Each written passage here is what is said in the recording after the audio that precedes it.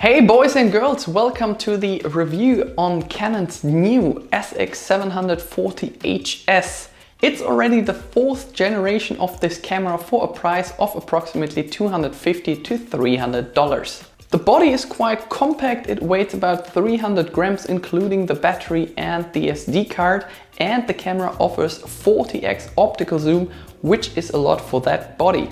Inside that body is a 20 megapixel sensor to print out posters as well. And for whom is this camera actually made?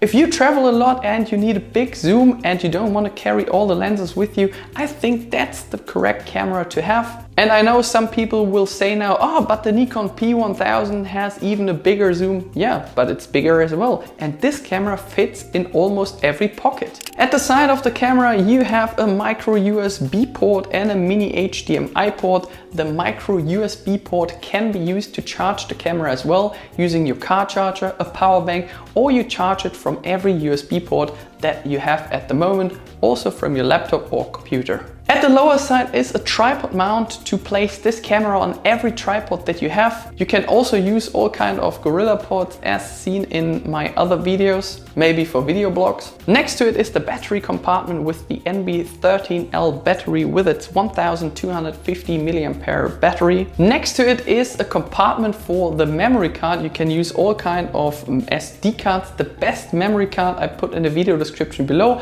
Make sure to get a fast writing SD card, since you can take up to 10 photos a second and 4K video. Trust me or not, there have been people asking if you can place another lens on top of this camera. If a camera would have that feature, I probably would have mentioned it, so it's not possible. And can I place an external microphone on top for my video blogs?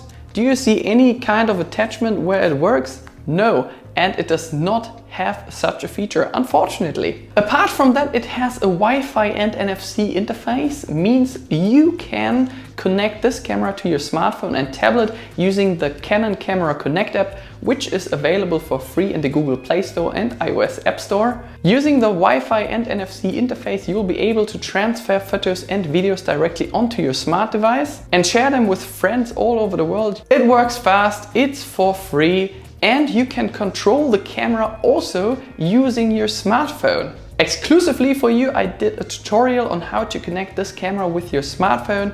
A video can be found in the video description below, or just go on my channel and search for the video. By the way, the battery lasts for about 250 to 350 photos or 40 to 45 minutes video recording, but you will dampen the battery more quick if you record your videos in 4K. At the back side is that 3-inch flip display with its resolution of 922,000 dots to control the sharpness of your photos and videos. Unfortunately, it is not a touch display, which would make sense a lot because this side where you have your thumb is quite small, and with that extra touch display it would give you the possibility to control your camera and step through the menu.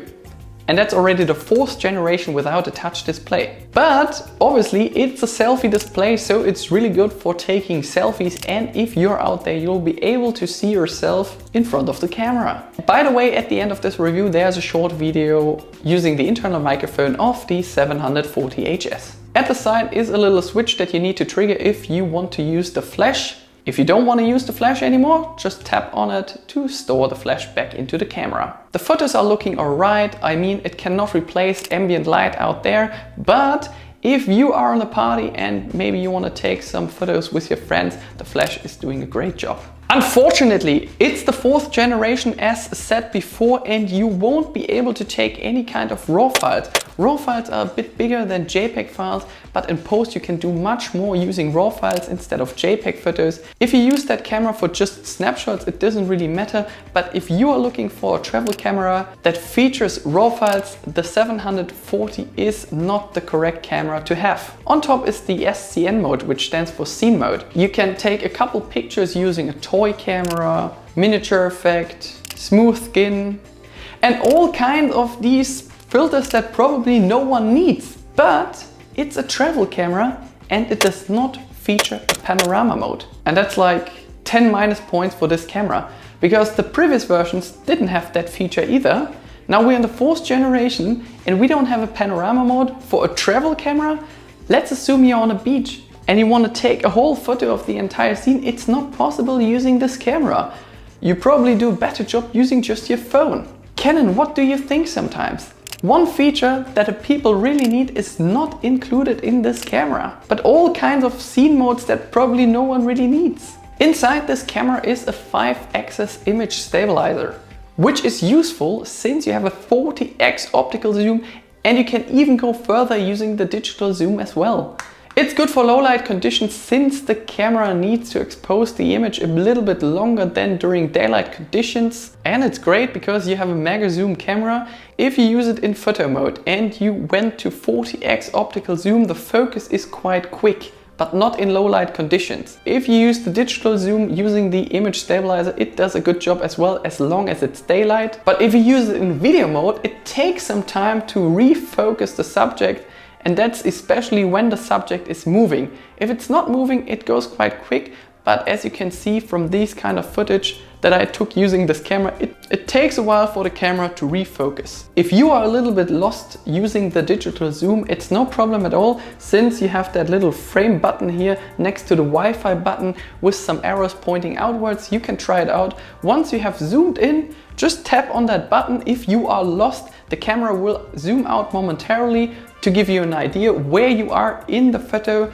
and it will re-zoom in again. When it's windy out there, the image stabilizer does not compensate really for shaky photos and videos as seen from these kind of footage. Here's some footage taken in a really windy condition in Los Angeles. We were at the Griffith Observatory, and as you can see, it was really windy that day and the camera was not able to really compensate our movements during video recording, but in photo mode it did a good job. The camera is capable to take 10 photos per second, and I have no idea who of you is using that feature. It might be useful once you try to record your kids playing football or soccer, or if you're on a safari and you try to catch the lion hunting another animal. That might be one or two occasions where you really need 10 photos a second.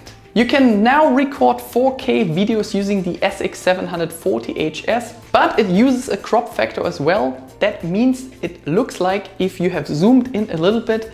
And 4K video can be taken either in 25 or 30 frames per second, Full HD 50 or 60 frames a second, and 720p also with 50 and 60 frames per second. There's no slow motion capabilities on this camera. If you can record 4K video, I wonder why they have not at least taken 720p for slow motion videos, but obviously Canon tries to bring out another 740 series on the market that may have that feature in future.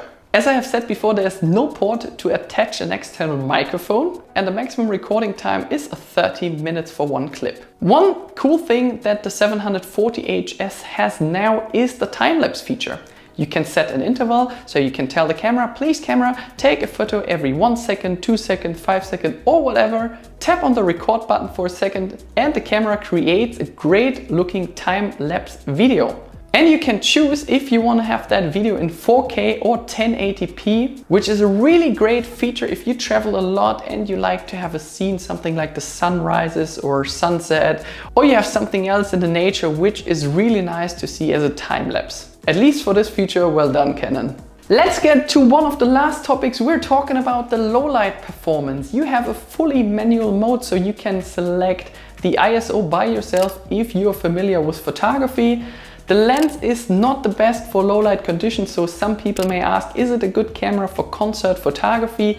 If the concert is during daylight and if there are a lot of lights at that concert, it's a good camera as well. But once you're taking photos in a really dark environment, it's not the best camera to have unless you're using a tripod and take a longer exposure time to compensate for the grain. Up to ISO 6100 everything seems to be okay, but everything beyond that is still okay. But at ISO 3200, which is the camera's maximum, you start already seeing a lot of grain in your photos and videos. And let's get to the best part, the zoom feature. 40x optical zoom is a lot. The zoom itself does not make any annoying sound that you might hear on other cameras, which is good. And here are a couple of comparisons between my phone and the camera.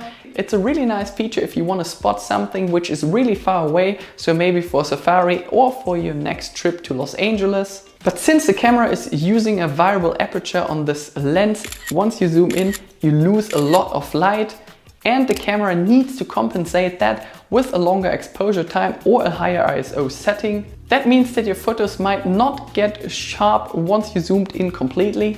But anyways, for such a compact format, 40x optical zoom is a lot and a great feature to have if you travel a lot. On the mode dial is a food mode, which is one of the new features of this camera. We tried it out, and as you can see, the photos taken in the food mode, the colors are looking saturated and the food looks even more delicious. It does feature also a macro mode, so once you're really close to your subject, it will still focus. And if you have a food blog on Instagram, that might be one of the cameras that you may use in future if you don't want to spend too much money on a big DSLR. There's also face tracking, so once you try to track yourself, it's not a problem anymore, since the camera finds your face at all times. Let's make a cut here and get to the conclusion of the Canon SX740 HS. You get a lot of zoom for that price and such a compact format, which is great. But don't expect to attach an external microphone in this price range. Which really annoys me a lot is that this camera is made for traveling and it does not feature a panorama mode.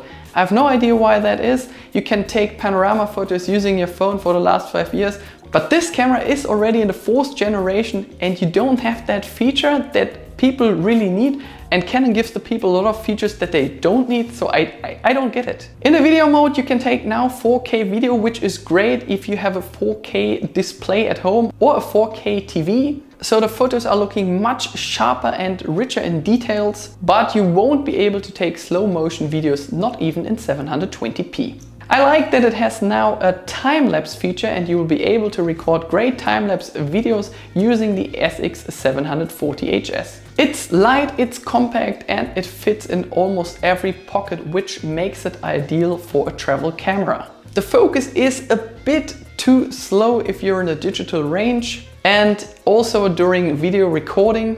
But in photo mode and once you're using just the optical zoom, it's great and it's fast, but not during low light conditions. And by the way, it does not have an electronic viewfinder.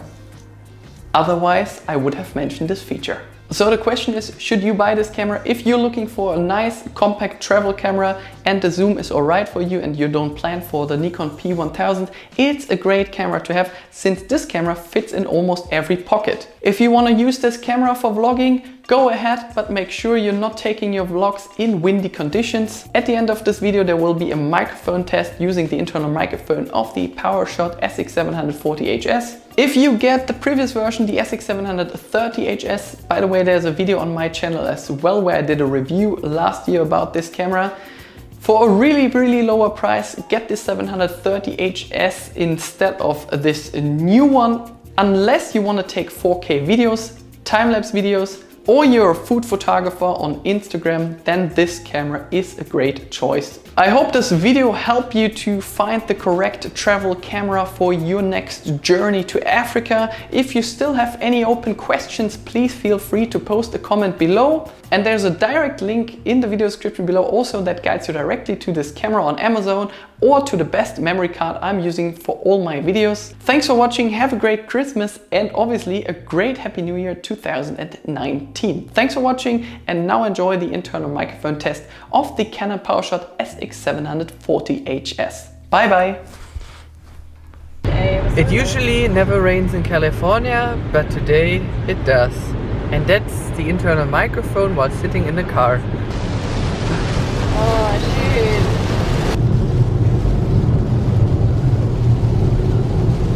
That's the internal microphone of the SX740 HS on board of an aircraft.